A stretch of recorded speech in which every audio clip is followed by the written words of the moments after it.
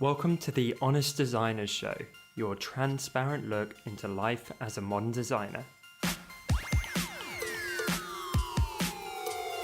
My name's Tom and I'm the founder at designcuts.com, and this week I'm joined by fellow Brit and expert letterer Ian Barnard, our American retro design loving friend Dustin Lee, and the always talented South African illustrator Lisa Glantz.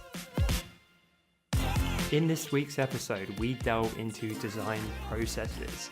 We look at how each of your four hosts work, taking you from the early brainstorming stages through the design tweaks, reworking, and eventually presenting the final piece to the client. This is an up-close insight into how successful designers handle their real-world projects, and we hope that you'll find plenty of tips to apply to your creative work. Let's get into the show.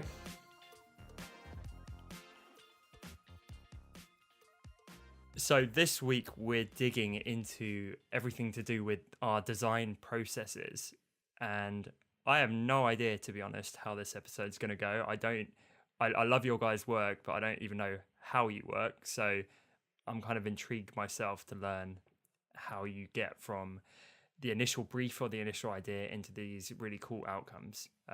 So hopefully for everyone listening at home, it will be an interesting one, and we're going to break down every step of our process and how we like to design. So who's going to be brave enough to take this one? I'm certainly not starting. I'd like to start with saying Dustin's phrase. I'm curious to find out what you guys think. It's a great deflection. Yeah, but as soon as someone's spoken to me, the client's spoken to me about what they want, my mind is suddenly going off. It could be this, could be that, could be that.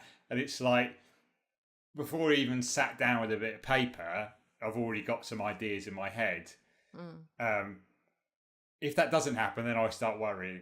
Because I usually get some sense from when they're talking of like little idea sparks popping off, and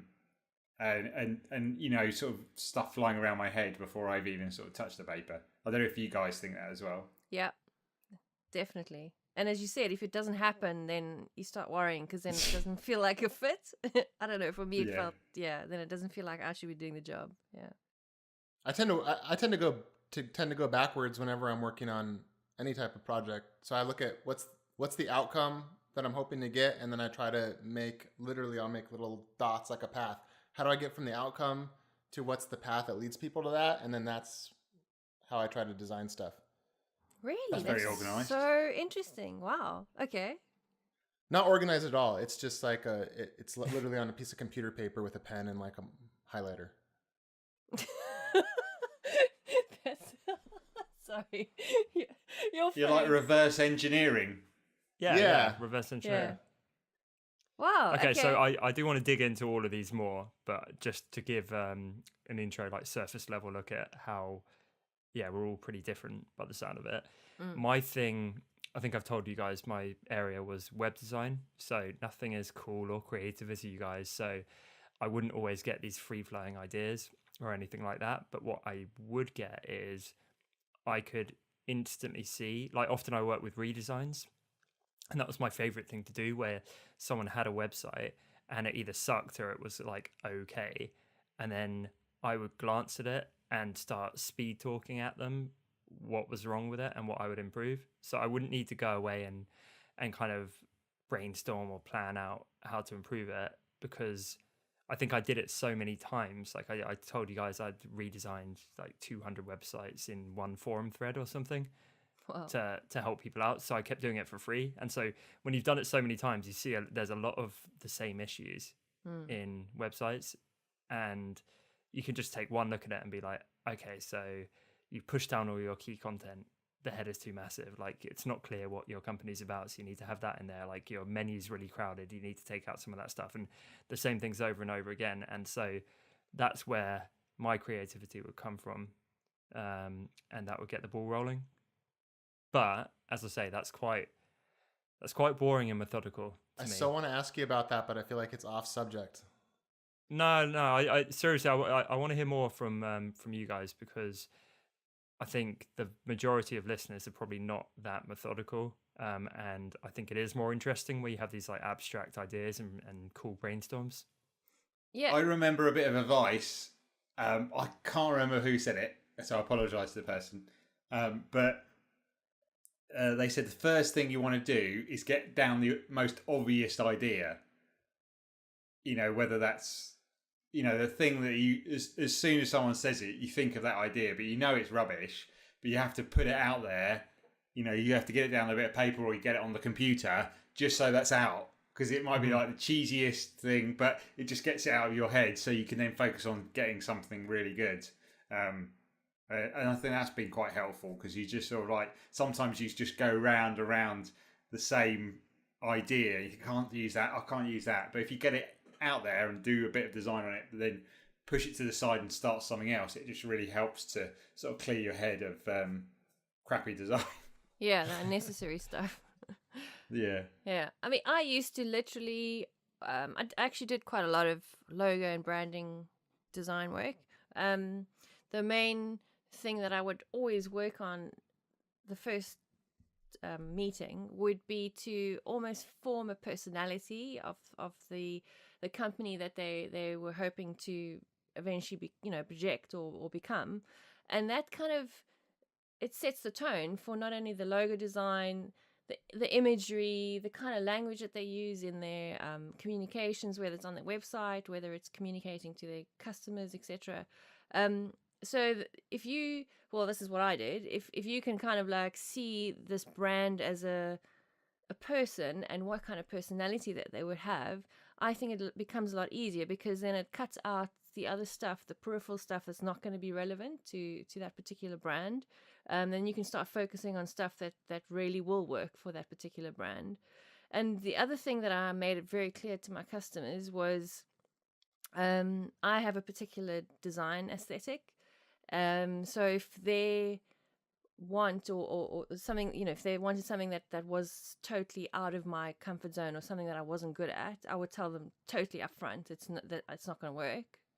Because I can't achieve that. It's not what I'm good at. So don't be scared to say that, because you don't want to be designing something that's not you, and you're going to be struggling with this project for hours and hours. It's never going to work because it's just not something that you're good at. So I would make it that quite clear. And then once you get that personality kind of vision in your head, do some research, get some color boards together, even if you need some visual sort of, input into the whole sort of branding. And then from there it should flow. Sorry, Karen. Do you tend to do research into like competitors when you do it? Or like if you were to do like packaging for a food, do you go buy the other foods or stuff like that? I would definitely, if it was I did a lot of corporate or like small business businesses, I would definitely look at the companies that were working, like something that I thought that was working well, and I'd analyze why is it working well. Is it the logo design? Is it the colors? Is it their communication? What is actually working and why is it working? And then I would kind of sort of try and put that into this, branding and this, because obviously as a designer you don't know that particular business all that well. Like you're not a food technician, or you're not a but you should get to know it as much as you can. I think. Yeah, definitely. I think that really helps. Oh, you must. And I mean, there's some companies that gave me their full on sort of, how their company operates, and read it. Take the time to read it, because there's a reason why the person felt that you needed to read it. So do that. Do your homework. Do kind of get an idea of what the company stands for, and also try, and I know the initial customer is important that you're dealing with at the time, or the initial client, but try and also look beyond that person, because sometimes you tend to want to design just for that client that you're meeting with, but you actually should be designing for the whole company's branding, if that makes sense. Did I make that clear point? Yeah. So yeah, you think beyond just the client sitting in front of you. Like they might like pink and yellow and whatever, but it won't suit the brand. So then don't make it pink and yellow, Yeah. No, that's a very good point with not just designing for the one person. I feel like a lot of this stuff comes as you grow and develop your career, because perhaps in the earlier days you need to design for that one person to get them to sign off so you get paid. But you can start to push back a little more as you establish a reputation and a more solid career, in the same way that in the early days you probably want to accept any work that comes your way. But as you become more established, like you said, you can pick and choose if something's in keeping with your style. And I think once you get to that very, privileged place, because that's what it is, you're going to feel more inspired because you're turning down work that you can tell is not going to turn you on, and you're working on projects that you can tell are going to get you fired up and inspired, really interesting companies that you care about. That's kind of the dream. And that really, really helps smooth out the process, I think, because I'm sure we all have, but I know I've worked on projects where I just couldn't care less about the company, and I found it really boring, and any documentation they hand over sends you to sleep. And funny enough, that doesn't then get your creative juices flowing. Yeah. Well, and interestingly, like you said, when you get to that position where you can take what you want on, the success begets the success, because then you're doing more and more of the stuff you really like to do. It becomes, like Lisa said, easier.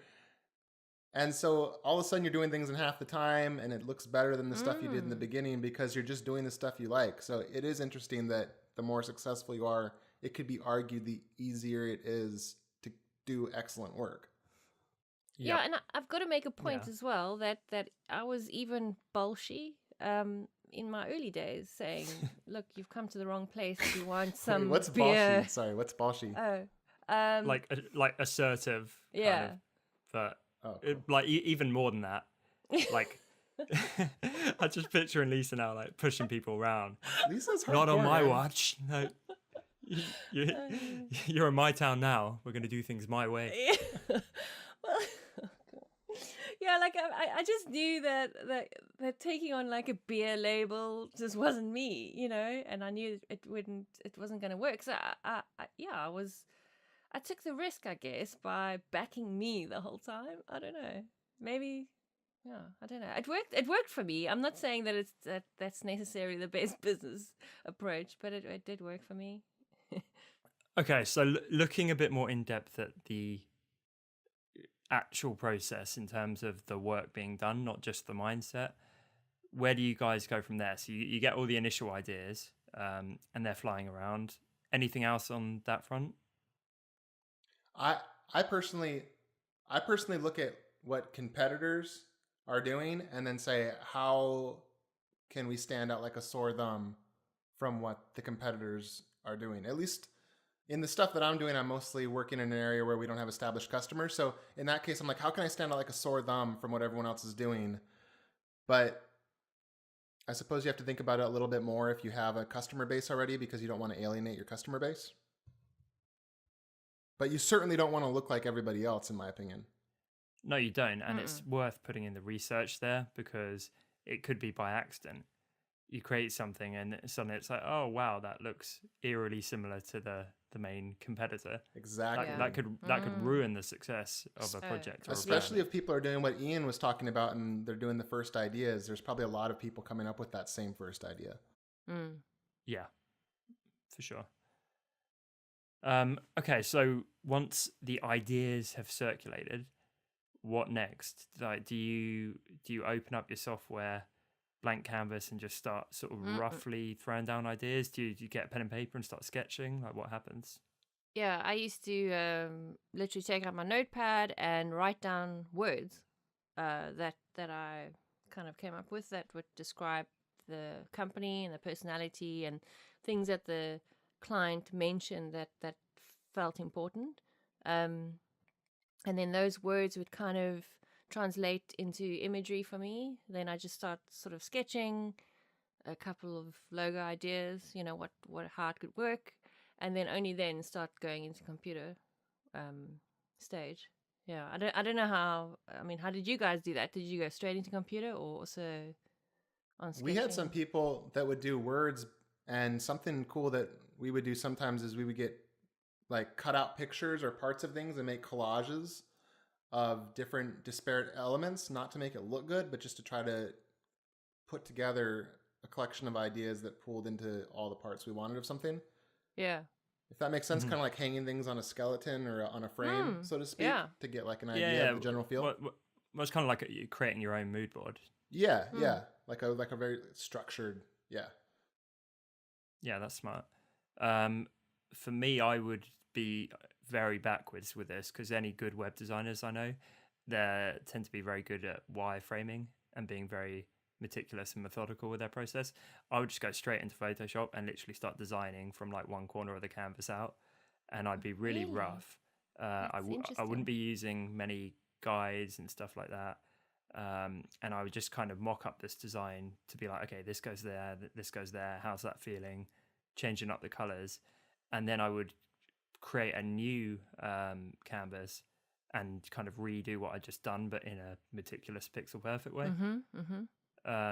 So I'd use all the guides then, and I'd drop it in and make everything better balanced. But I'd kind of just like empty my brain onto the initial canvas just to see how it felt, because there's no point going, well, in my mind anyway, there wasn't any point going through the meticulous process of getting it all pixel perfect if it then wouldn't look right. No, of course not. So I just wanted to get it down and then make it properly.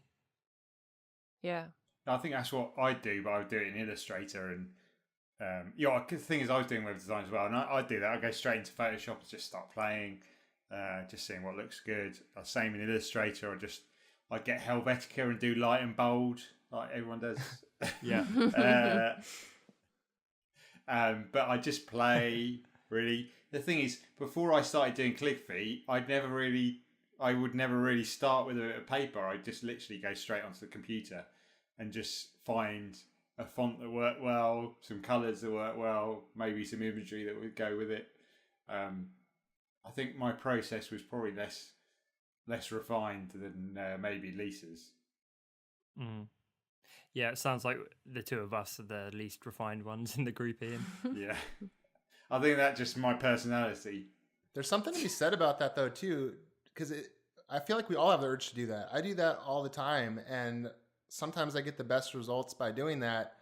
And if you were to get all the books and all the different things people tell you should do, I'm using big quotations with my fingers here, then you would never get to the actual work. You'd have like this long list of make mind maps, and then make lists, and then make mood boards, and then go like buy everything, and then go get focus groups. And by the time it was all done, you would be dead. You'd drop over dead and die and be buried. Actually, if just looking at like logo design, that sort of area for a minute, Aaron Draplin does a really good course about just how in Illustrator you can just, you start off with some sketches in a book, but you just go on there and you just keep tweaking, and because you can just make multiple copies, you can just try stuff out. It might be an obvious thing, it might not work, but just keep trying, and then you stumble on things that go, oh wow, that looks really well, and that looks quirky but works, and maybe we can try that. And it's just this constant, just keep moving, so you've got this line of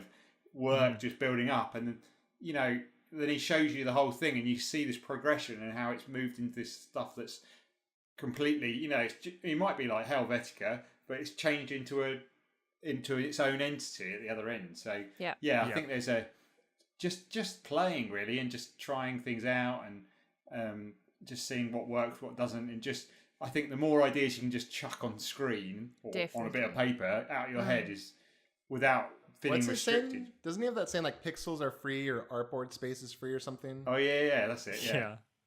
I'm really glad you brought that up though, because now it's because I haven't done client work or anything in quite a while, like years. It's a bit rusty in my mind, but it's really coming back to me now. And I would do that nowhere near as elegantly as Aaron does it. I've seen his videos, but I'd normally work in Photoshop, and I would create a first draft or whatever, if it's a logo or a bit of website or whatever it is, and I'd then contain all those layers in a layer folder and just duplicate the layer folder and then drag the duplicate below. And this has got to be a horrible way of doing it, but it's just my process is trial and error. So I will go through like 100 different fonts, say it's a logo, and I'll go through all of them. and then I'll kind of pick my favorite, and then I'll duplicate it, and then with the one below I'll do the same thing again, and I'll end up with like 3 or 4 options, and then I need to look at them and be like, which one's best? And I'll like really deliberate on that and be like, okay, that one's best, so that one moves forward to the next round, and then I'm going to tweak something else and have 4 or 5 different variations of that, and which one's best. And there's got to be a quicker way, I'm sure, but it would literally be it's almost like going through every possible variation and then whittling it down from like 1,000 possible combinations to the one that makes it. And I always did that with design. It would be like down to colors even. It'd be like, and I don't know if you guys ever did this. You change something and then you toggle on like Command Z. So it's like undo, redo. Oh, and yeah. it'll be like the Jeez. slightest tweak, and you'll be like, which one's better? Yeah. And you show anyone else that it looks literally the same. You've changed like the tiniest shade of green, but you're like, oh, like back and forth, back and forth. And, Yeah. If anyone walk in the room at that moment, your girlfriend would be like, he's lost it. He really has lost it. he's just staring at the same image. It's everything. It's like I used to do a lot of photo manipulation, and so you would apply an adjustment layer, and then you would turn that off and on, and be like, which is better? And then you'd start reducing and playing with the opacity on it, and be like, okay, so is it better at 50% or 100%? And you tweak the curve levels on an adjustment layer, and be like, oh, is it better with more green or less green? And it would just be thousands of steps like that for me, of like, which do I prefer, until it gets whittled down. And as I say, I feel like that's quite arduous. I feel like maybe there's a lot better designers out there who have a more linear route to just a great outcome. No, I think I think with any design or logo design, you're going to go through that. But I still think that if you have an initial vision of a feel, if I can call it that, I think it might cut out a few steps. Like, these colors are out of bounds for that feel, so you won't even go to those colors. You won't even try. Oh, them. yeah. You know what I'm saying? Yeah, so, yeah, 100%. I think do the due diligence and the early work of research and get to know the company, and almost internalize that.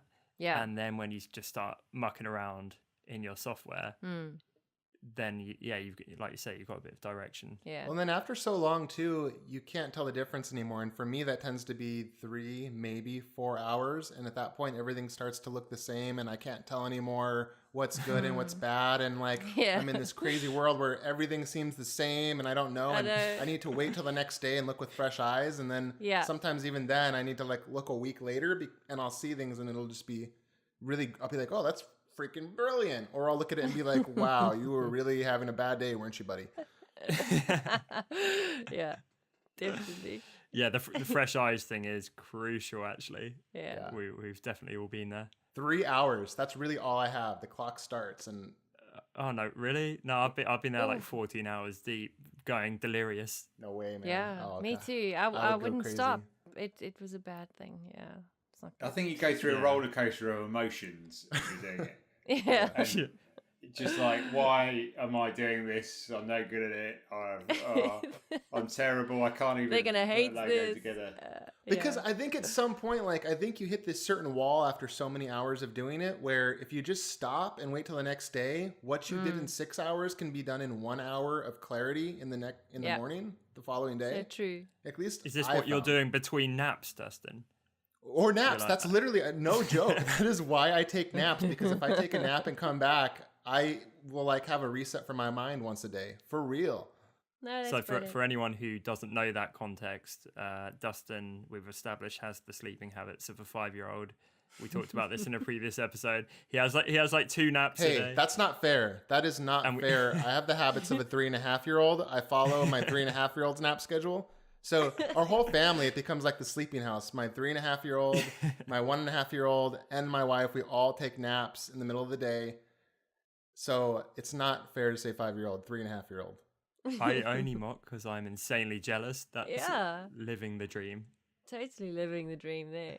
Oh goodness. Okay, so we've kind of done the initial groundwork.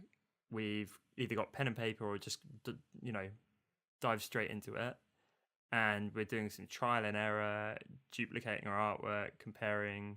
It's kind of progressing along. What comes next for most of us? Well, I would, if I was doing a branding, even if I wasn't doing the whole company branding, what I would already start doing with a few of the options that I liked of the logo, I'd start applying them to certain things, like whether it was a cover for a folder or a brochure or on a business card. Even though they hadn't asked me to, it kind of gives you, it helps you visualize it in use, and is it working, isn't it working, what is it going to look like in that kind of environment. So you got to look beyond just this thing on your screen, and actually kind of visualize it in the real world. That to me I found quite helpful. And I always remember when I was in college, the one thing they told us, which I'm sure is a load of, okay, I was going to use a different word, but a whole lot of garbage, is that, yeah, they used to tell us that every single logo you design needs to look good in one color.